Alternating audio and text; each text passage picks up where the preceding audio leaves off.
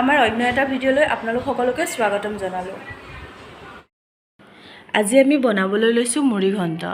তাৰ কাৰণে লৈছোঁ ৰৌ মাছৰ দুটা মাথা, এবাটি জহা চাউল, এবাটি পিঁয়াজ কাটি লৈছোঁ, এচামুচ ৰেড চিলি, নিজৰ সোৱাদ অনুযায়ী নিমখ, এচামুচ জিৰা, হালধি, লং, ডালচেনি, ইলাইচি, দুটা তেজপাত আৰু 3টা শুকান জলকীয়া। মাছৰ মাথাখিনিত হালধি এচামুচ,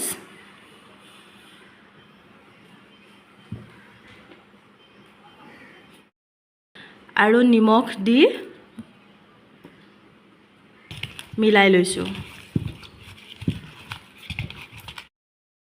চাউলখিনি ধুই ল'ব লাগিব। আমি গেছত কেৰাহীটো বহাই দিছোঁ। কেৰাহীখন গৰম হোৱাৰ পিছত অলপ তেল দিছোঁ।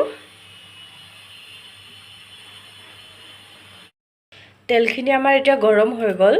তাৰপিছত আমি জহা চাউলখিনি 2 মিনিটৰ কাৰণে ভাজি ল'ম।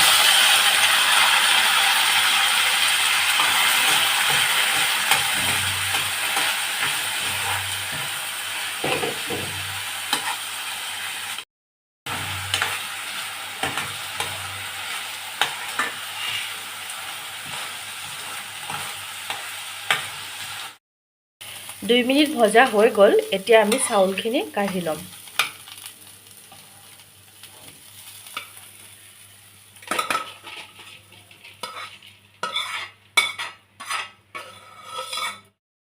এতিয়া আমি মাছখিনি ফ্ৰাই কৰি ল'ম।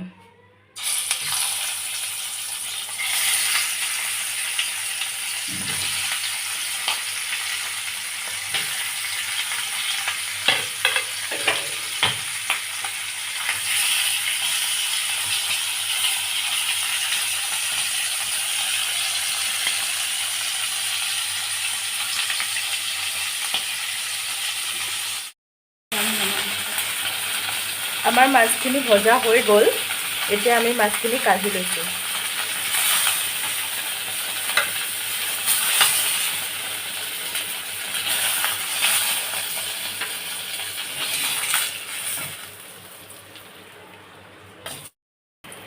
একেখন কেৰাহীতে আকৌ অলপ তেল দিছোঁ।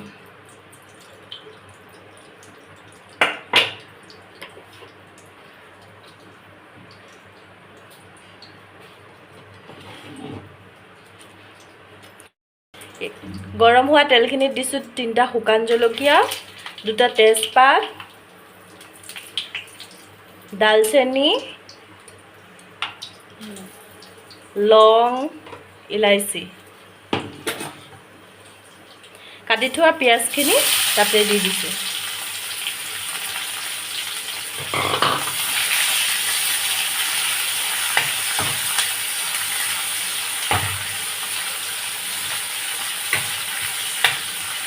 এতিয়া পিঁয়াজখিনি ৰঙা হোৱালৈকে ভাজি ল'ম।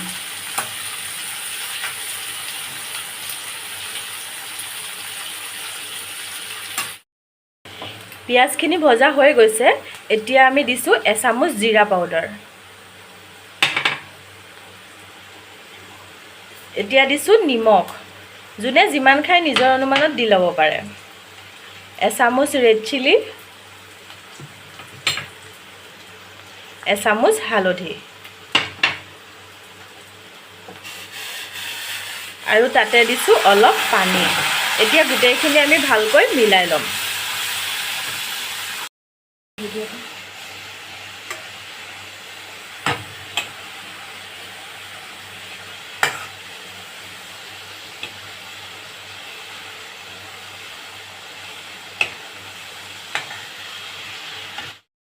মছলাখিনি ভালকৈ ভাজি লৈছোঁ। তাৰপিছত অলপ আদা নহৰু পেষ্ট দি দিছোঁ।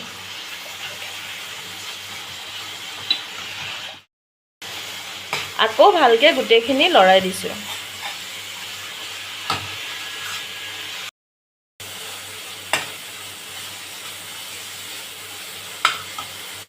মছলাখিনি ভজা হৈ গ'ল। এতিয়া আমি ভাজি থোৱা চাউলখিনি তাত দি দিছোঁ।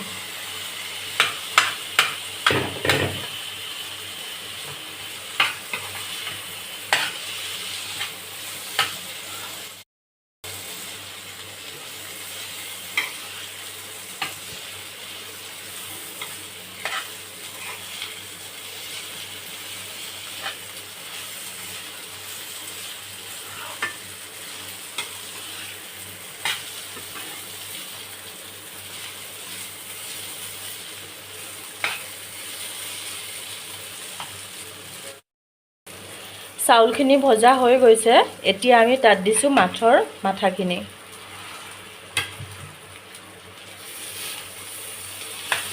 গোটেইখিনি ভালদৰে মিহলি কৰি লৈছো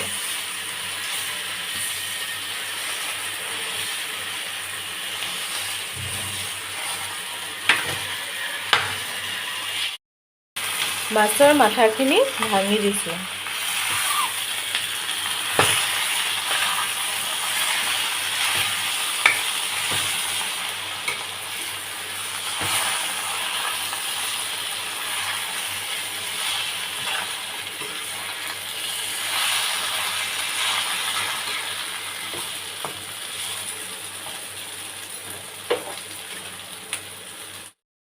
গোটেইখিনি মিহলাই হৈ গ'ল এতিয়া আমি 2 কাপ পানী দি 20 মিনিটমানৰ কাৰণে জুইটো কমাই থৈ দিম কম জুইত সিজিবলৈ দিম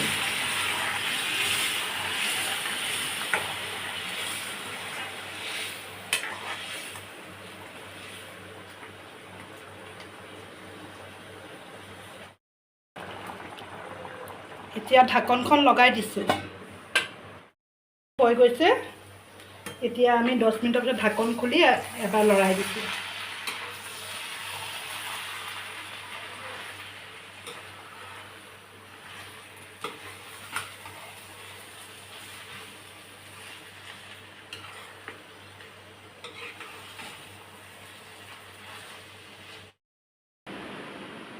এতিয়া আমাৰ মুড়িঘণ্ট তৈয়াৰী হ'ল এতিয়া আমি প্লেট এখনত এয়া সাৰ্ভ কৰিবলৈ লৈছো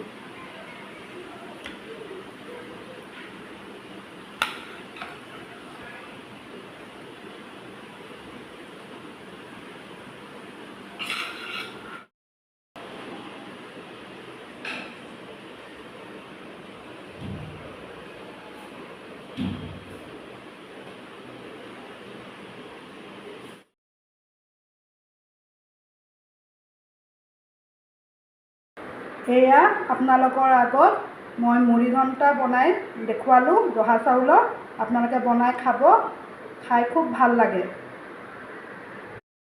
আৰু কমেন্ট কৰি জনাব কেনেকুৱা হৈছে আপোনালোকৰ কমেন্টৰ কাৰণে আমি ৰৈ থাকো